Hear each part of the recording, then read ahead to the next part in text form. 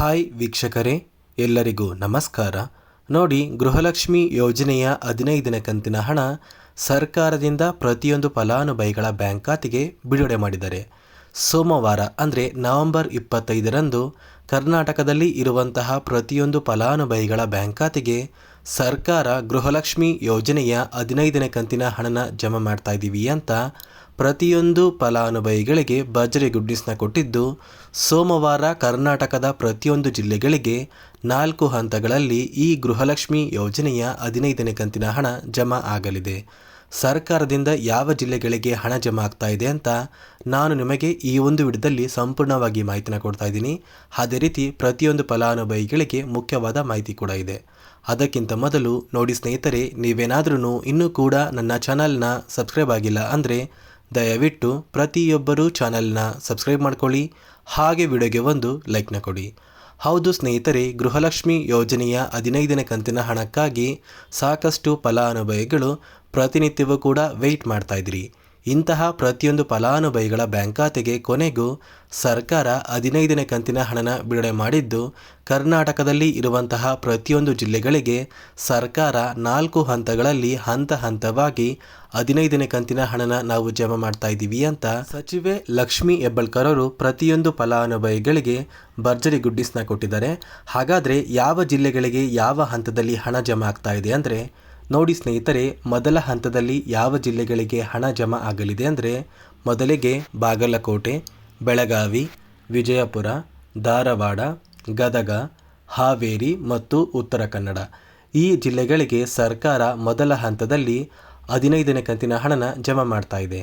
ಅದೇ ರೀತಿ ಎರಡನೆಯ ಹಂತದಲ್ಲಿ ಬೆಂಗಳೂರು ನಗರ, ಬೆಂಗಳೂರು ಗ್ರಾಮಾಂತರ, ರಾಮನಗರ, ಚಿಕ್ಕಬಳ್ಳಾಪುರ, ಚಿತ್ರದುರ್ಗ, ದಾವಣಗೆರೆ, ಕೋಲಾರ, ಶಿವಮೊಗ್ಗ ಮತ್ತು ತುಮಕೂರು ಈ ಜಿಲ್ಲೆಗಳಿಗೆ ಸರ್ಕಾರ ಎರಡನೆಯ ಹಂತದಲ್ಲಿ ಗೃಹಲಕ್ಷ್ಮಿ ಯೋಜನೆಯ 15ನೇ ಕಂತಿನ ಹಣನ ಜಮಾ ಮಾಡ್ತಾ ಇದೆ. ಅದೇ ರೀತಿ ಮೂರನೆಯ ಹಂತದಲ್ಲಿ ಬಳ್ಳಾರಿ, ಬೀದರ್, ಕಲಬುರಗಿ, ಕೊಪ್ಪಳ, ರಾಯಚೂರು, ಯಾದಗಿರಿ ಮತ್ತು ವಿಜಯನಗರ ಈ ಜಿಲ್ಲೆಗಳಿಗೆ ಮೂರನೆಯ ಹಂತದಲ್ಲಿ ಗೃಹಲಕ್ಷ್ಮಿ ಯೋಜನೆಯ 15ನೇ ಕಂತಿನ ಹಣ ಸೋಮವಾರ ಅಂದರೆ ನವೆಂಬರ್ 25ರಿಂದ ಜಮಾ ಆಗಲಿದೆ.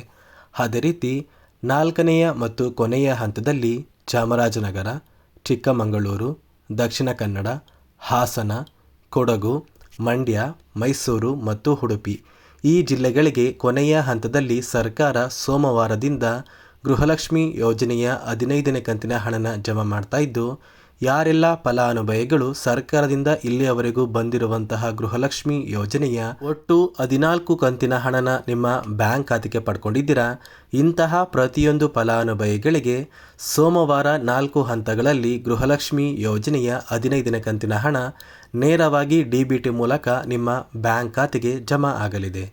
ಅದೇ ರೀತಿ ಗೃಹಲಕ್ಷ್ಮಿ ಯೋಜನೆಯ ಪ್ರತಿಯೊಂದು ಫಲಾನುಭವಿಗಳು ಇನ್ನೂ ಕೂಡ ನಮ್ಮ ಬ್ಯಾಂಕ್ ಖಾತೆಗೆ ಪೆಂಡಿಂಗ್ ಇರುವಂತಹ 13ನೇ ಕಂತಿನ ಹಣ ಇರ್ಬೋದು ಅಥವಾ 14ನೇ ಕಂತಿನ ಹಣ ಇರ್ಬೋದು, ಪೆಂಡಿಂಗ್ ಇದೆ ಅಂತ ಸಾಕಷ್ಟು ಫಲಾನುಭವಿಗಳು ಹೇಳ್ತಾ ಇದ್ದೀರಲ್ಲ, ಇಂತಹ ಫಲಾನುಭವಿಗಳಿಗೆ ಮೊದಲು ಸರ್ಕಾರದಿಂದ ಪೆಂಡಿಂಗ್ ಇರುವ ಹಣ ಜಮಾ ಆದ ನಂತರ ನಿಮ್ಮ ಬ್ಯಾಂಕ್ ಖಾತೆಗೆ 15ನೇ ಕಂತಿನ ಹಣ ಜಮಾ ಆಗೋದು.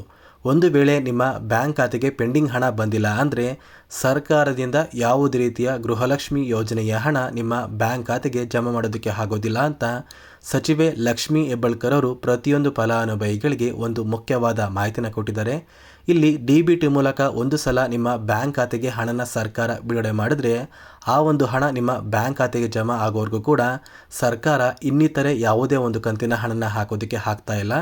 ಅದೇ ಒಂದು ಕಾರಣಕ್ಕೆ ನಿಮ್ಮ ಬ್ಯಾಂಕ್ ಖಾತೆಗೆ ಪೆಂಡಿಂಗ್ ಹಣ ಬರೋವರೆಗೂ ಕೂಡ ದಯವಿಟ್ಟು ಪ್ರತಿಯೊಬ್ಬ ಫಲಾನುಭವಿಗಳು ಕೆಲವೇ ದಿನಗಳ ಕಾಲ ವೆಯ್ಟ್ ಮಾಡಿ.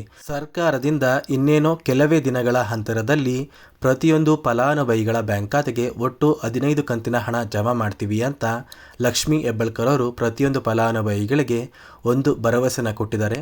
ಅದೇ ರೀತಿ ನಿಮ್ಮ ಬ್ಯಾಂಕ್ ಖಾತೆಗೆ ಆದಷ್ಟು ಬೇಗ ಗೃಹಲಕ್ಷ್ಮಿ ಯೋಜನೆಯ ಈ 15ನೇ ಕಂತಿನ ಹಣ ಜಮಾ ಆಗೇ ಆಗುತ್ತೆ. ಮತ್ತೆ ಸ್ನೇಹಿತರೆ, 15ನೇ ಕಂತಿನ ಹಣ ಪಡೆಯುವ ಪ್ರತಿಯೊಂದು ಫಲಾನುಭವಿಗಳಿಗೆ ಸರ್ಕಾರ ಹೊಸ 5 ನಿಯಮದ ಆಧಾರದ ಮೇಲೆ ನಿಮ್ಮ ಬ್ಯಾಂಕ್ ಖಾತೆಗೆ ಈ 15ನೇ ಕಂತಿನ ಹಣನ ಜಮಾ ಮಾಡ್ತಾ ಇದೆ. ಸರ್ಕಾರದಿಂದ ಬಂದಿರುವಂತಹ 5 ನಿಯಮಗಳು ಏನು ಅಂದರೆ, ಯಾರೆಲ್ಲ ಫಲಾನುಭವಿಗಳು ನಿಮ್ಮ ಬಳಿ ಇರುವಂತಹ ಒಂದು ರೇಷನ್ ಕಾರ್ಡ್ ಏನಿದೆ ಆ ಒಂದು ರೇಷನ್ ಕಾರ್ಡ್ಗೆ ನಿಮ್ಮ ಮನೆಯ ಪ್ರತಿಯೊಂದು ಸದಸ್ಯರ ಆಧಾರ್ ಕಾರ್ಡ್ನ ಲಿಂಕ್ ಮಾಡಿಸಿದ್ದೀರಾ, ಇಂತಹ ಫಲಾನುಭವಿಗಳ ಬ್ಯಾಂಕ್ ಖಾತೆಗೆ ಮಾತ್ರ 15ನೇ ಕಂತಿನ ಹಣ ಜಮಾ ಆಗ್ತಾ ಇದೆ. ಒಂದು ವೇಳೆ ನಿಮ್ಮ ರೇಷನ್ ಕಾರ್ಡಿಗೆ ನಿಮ್ಮ ಮನೆಯ ಸದಸ್ಯರ ಆಧಾರ್ ಕಾರ್ಡ್ ಏನಾದ್ರೂ ಲಿಂಕ್ ಆಗಿಲ್ಲ ಅಂದರೆ ನಿಮ್ಮ ಬ್ಯಾಂಕ್ ಖಾತೆಗೆ 15ನೇ ಕಂತಿನ ಹಣ ಜಮಾ ಆಗೋದಿಲ್ಲ. ಅದೇ ರೀತಿ ಎರಡನೆಯ ಒಂದು ನಿಯಮ ಏನು ಅಂದರೆ, ನೋಡಿ ವೀಕ್ಷಕರೇ, ಸರ್ಕಾರದಿಂದ ಪ್ರತಿ ತಿಂಗಳು ಬರುವಂತಹ ಒಂದು ರೇಷನ್ ಏನಿದೆ, ಈ ಒಂದು ರೇಷನ್ನ ಕಡ್ಡಾಯವಾಗಿ ಪ್ರತಿಯೊಂದು ಫಲಾನುಭವಿಗಳು ಪಡೆದುಕೊಳ್ಳಲೇಬೇಕು ಅಂತ ಸರ್ಕಾರ ಆದೇಶನ ಹೊರಡಿಸಿದೆ.